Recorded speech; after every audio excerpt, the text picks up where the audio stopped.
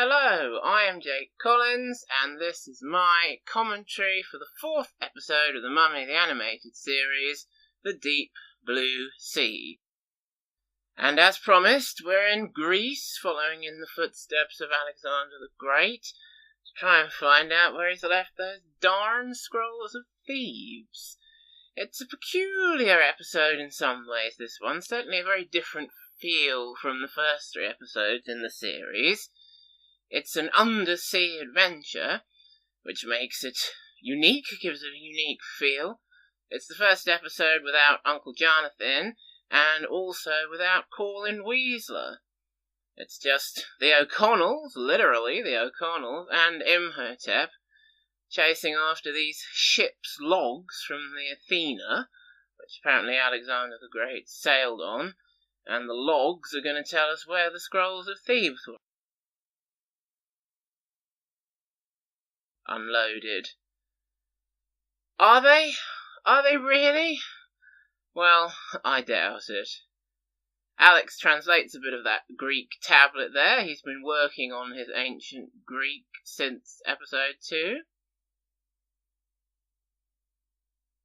This very much sets the tone for the episode. Imhotep turns up, and consequences occur. As the show opens, here is my review. An undersea adventure with unfounded paranoia. 8 out of 10. Rick's sudden and extreme paranoia that he is about to be replaced in the affections of both Alex and Evy by a random submariner with an exotic accent is rather strange, but the undersea adventure is very good, and Alex performs some very nice heroics in his SCUBA gear.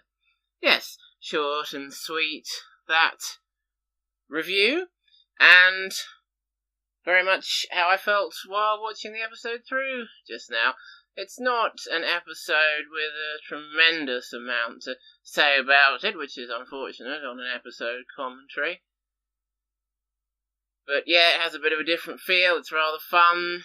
Undersea adventure. Well worth having in the series.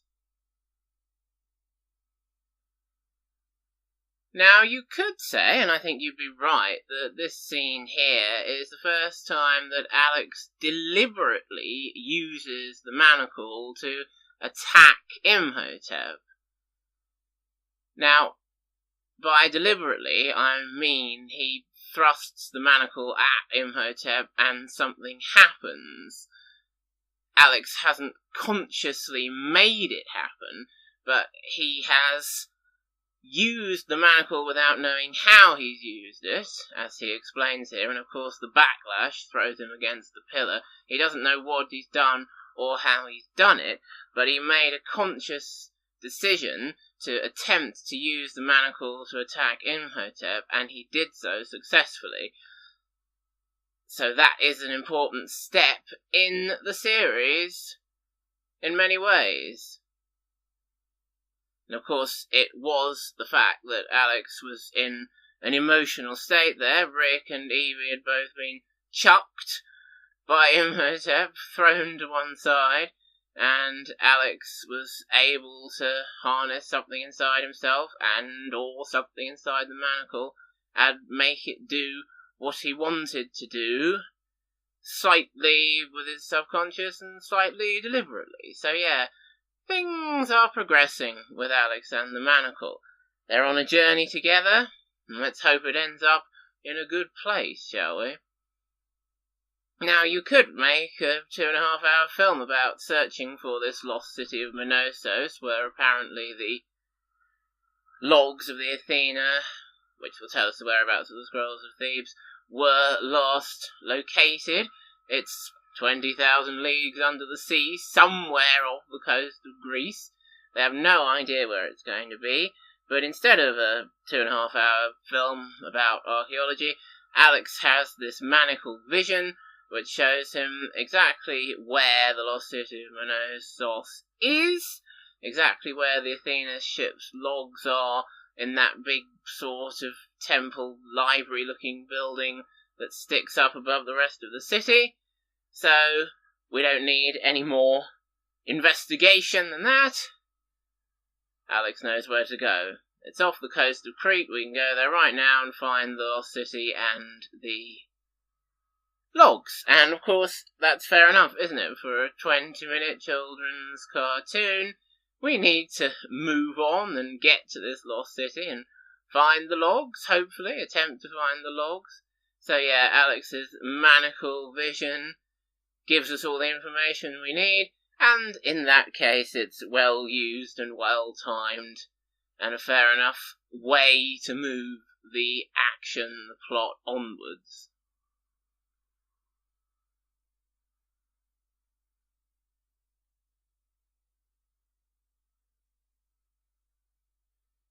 Now this bit where Imhotep reassembles, using his telekinesis, the ancient tablet and reads it, I have been heard to remark Imhotep has a better bit of banter relationship with an inanimate, cracked old tablet than he does with the good guys. Ancient Greek, such a poetic language. He says in his way, and you think, oh, if only he'd have that sort of exchange back and forth banter with the actual human good guys. But no, he saves it for the inanimate tablet.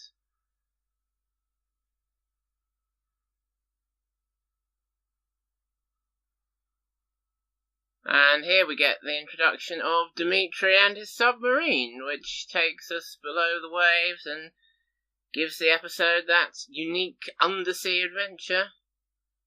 It does make it stand out in many ways. This isn't like episode 3 with the Staff of Set. I've never looked back at the list of episodes and thought, oh, what happens in that one? Like I did with the Staff of Set episode, Against the Elements, that's what it's called. I've always looked back at this one and thought, yes, the Deep Blue Sea, that's the one with Dimitri and his submarine. It's very striking, it's very memorable. Dimitri has apparently heard of Evy O'Connell, the famous archaeologist, and Alex apparently takes a shine to Dimitri and his submarine immediately, and quite extraordinarily, as I have said in my review, Rick immediately thinks, oh my god, Evie and Alex like this man more than they like me, they're going to run off with this random submariner. It's a strange bit of paranoia from Rick, and I'm not sure the episode really needs it and the things it leads on to. Rick being all paranoid about, Alex likes Dimitri more than he likes me. I'm not a proper father figure to Alex. He wants this random submariner instead. It's strange and unnecessary, I think. And does feel a bit odd. Adds to the unique feel of the episode, I suppose, but I think it would be well unique enough without Rick and his strange paranoia that his family's going to desert him and go off with this submariner. What's Dimitri got that I haven't got? A submarine. And that's about it. As Alex will spell out for us at the end. You're much better. You're my dad. Yeah. Strange thing to include, and not really necessary, but it doesn't matter, it doesn't spoil the episode in any way. This water spout that is Imhotep, or has Imhotep inside it, reminds me of how I was saying in the previous episode, when Imhotep had the Staff of Set to control the elements. You might see him doing similar things, controlling elements without the Staff of Set, just with his normal powers, in other episodes, and that was one of them there. Imhotep appearing out of the water spout chasing them. It's rather like the water dragon from the previous episode in many ways, except you don't need the Staff of Set to make it happen. As I say, Imhotep's powers, they just do or don't do whatever the writer of the episode wants or needs them to do, because that's the way it has to work in a 20-minute children's cartoon. I think Dimitri's regretting his decision to go on this adventure already. Imhotep's cracking the top of his submarine and water's pouring in through all these holes that are being caused by the depth pressure. I think he's He's wishing he stayed in bed that morning. Evie says there, when Imhotep retreats, even a mummy needs fresh air from time to time. I would dispute that, Evie. I would say it was the water pressure that caused Imhotep to go back up to the surface. He was making sounds of discomfort and grabbing his head like the pressure was getting to him. And perhaps the animators agreed with me there, and that's why they made Imhotep do that, rather than match what Evie was saying in the script.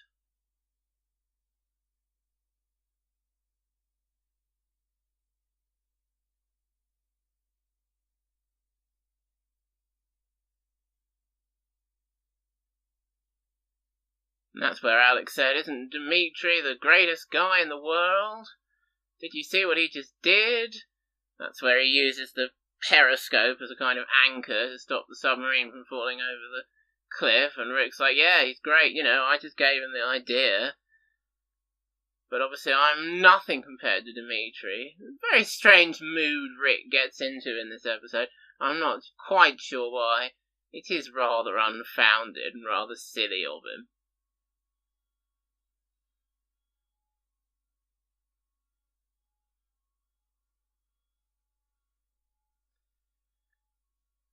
And here we get this sequence where Alex says, "I'm the only one who can go over to the part of the sub that's sticking over the cliff and not make it topple and fix the leak." And again, I'm struck, well, he couldn't do that in season 2.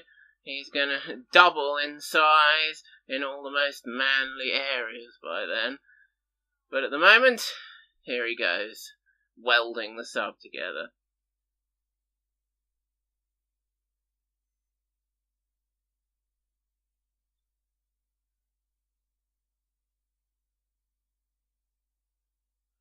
And here Imhotep randomly calls up this kind of fish demon thing from the depths of the ocean. Rather strange thing for him to be able to do all of a sudden, I always think. He calls up this fish demon and tells it to go and kill the O'Connells, and immediately it obeys. Very strange. But again, it's just something that he needs to be able to do and something that needs to happen in this particular 20-minute cartoon.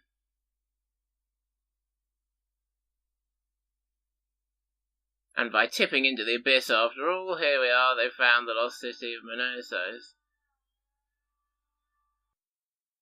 And this is where we get the scuba gear. And you can sometimes see some interesting reminders that this is set sometime in the 1930s. It's never exactly clear exactly what the year is, what sort of time it's supposed to be, and even in the original The Mummy Returns movies, there's the time discrepancy where 3 years have passed during the course of the first movie, and then it turns out that 10 years later it's only 10 years after when the first movie began, and everything gets messed up with that continuity and Alex's age and birth year and stuff like that. So you just have to kind of accept, well, yes, here we are, we're in the 30s, and we've got this scuba gear, which is new and experimental. Alex draws another one of his diagrams there to show where the logs are in the city of Monosos. Nice reminder there of Alex and his diagram of the ancient city of Alexandria. And here they go using the scuba gear, and yeah, sometimes you might not particularly think, oh yeah, this is set in the past, in the early part of the 20th century, but this is a new thing. Scuba gear, using it experimentally in order to try and fix the sub and find these logs. And it's nice when we get little touches, time-specific touches like that, and there'll be more of those to point out as we go through the series. Here comes this fish demon that Imhotep randomly has complete control over. Strange stuff. And it's quite hard to tell, I always find, who's who when Alex, Rick and Dimitri are wearing these scuba suits. I used to lose track of which of them had gone to the city and which of them was there under the tail fin, fixing it, and which one was Alex and which one was Dimitri. You get a quick shot of Alex's fringe there to remind you which is which, but then off they go, swimming in separate directions, and either one could be Alex, either one could be Dimitri. But never mind, they do make some good use of this scuba gear in the action of the episode.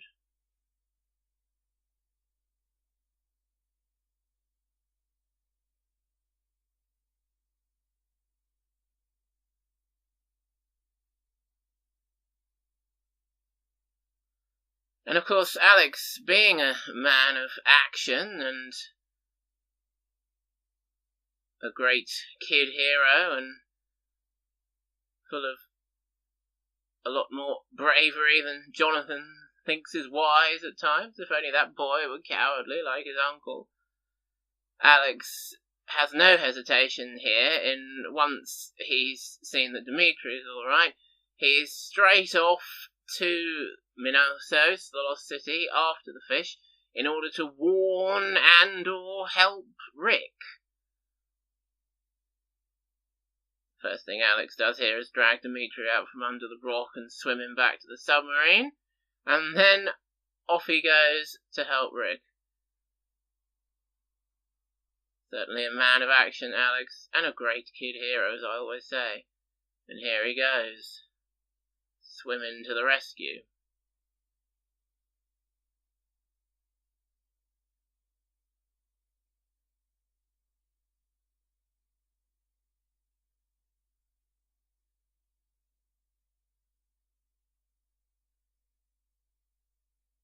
I know I am going to talk at some point in these commentaries about Alex's voice, and as I said in my review for the whole series in the first commentary, how the change in Alex's voice really backs up nicely the development of his character, the growing up of his character physically and emotionally.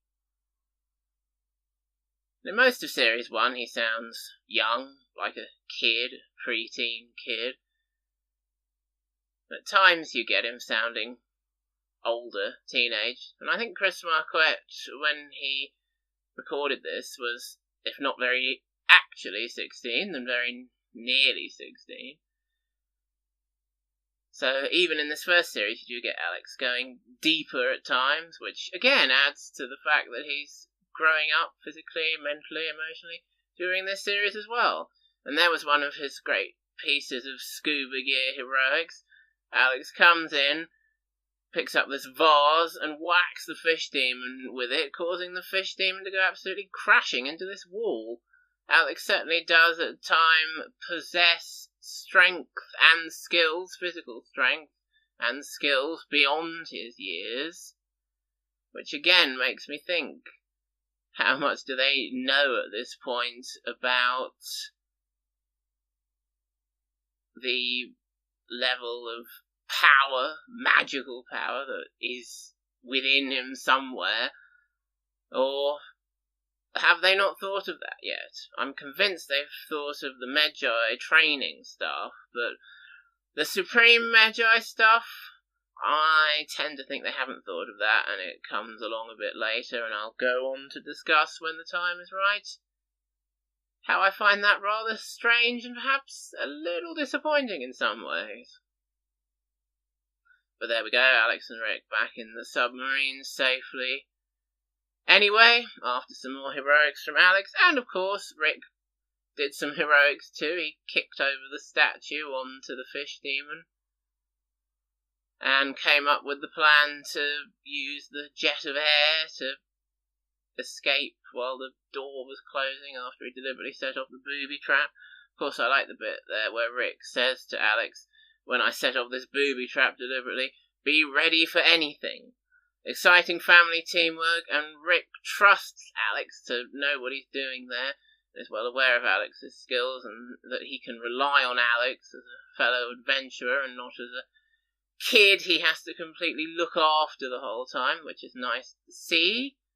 That kind of relationship and trust between Rick and Alex. And here's this bit I was talking about.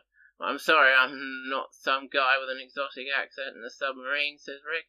"Well, you're much better," says Alex. "You're my dad." And I believe that, with the nice relationship between Rick and Alex. This one was written by Tony something, who is not, I think, a regular writer, so perhaps that's partly why it does stand out and feel a bit different in some ways. But a good episode and a worthwhile part of the first season anyway. And hopefully you'll be back to join me again next time for a commentary on the next episode of the first season, Eruption.